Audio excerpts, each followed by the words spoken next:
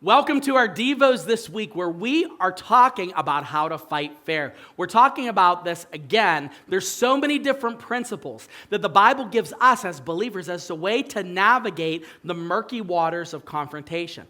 All of us have to struggle with it, no matter how holy you are, even no matter how charismatic you may be. You may be able to talk your way out of most situations, but conflict is sure. And how we handle conflict really is a marker on what is going on inside of us spiritually. So I want to give you some insight today from God's word and something that might help you, and it's this: don't let it fester.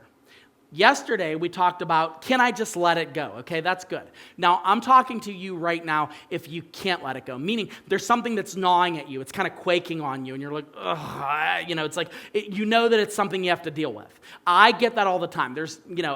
When you work in a job like ours, where you're working with tons of people, where you're dealing with people that are in crisis, when you're dealing with people that are struggling, and when you're trying to help people, you're gonna have to have one of these kinds of conversations, or somebody's gonna hurt you, or if you've been married for any amount of time, your spouse is gonna do something that, frankly, it starts to build up. Now, I want to speak specifically just for a moment to married people. Okay? Now, this is a super, super, super, super important thing for you to keep in mind.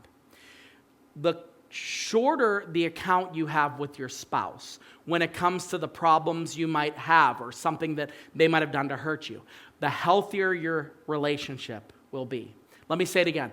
The shorter account you have with your spouse with regard to being offended is the healthier your relationship will be. Meaning, if something happens, if they say something, I'll give you an example.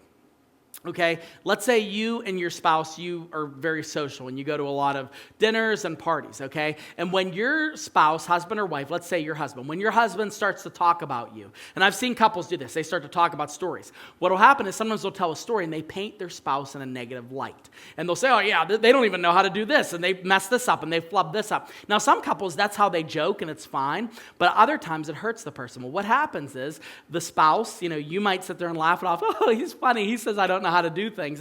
It's cute. And then you go home and you're sitting there and going, my husband thinks I'm stupid, or my wife thinks I'm an idiot, okay?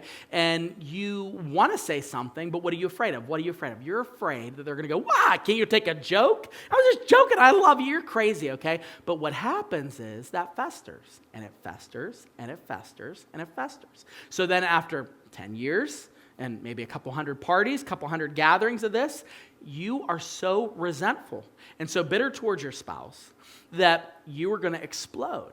Maybe you're going to go have an affair.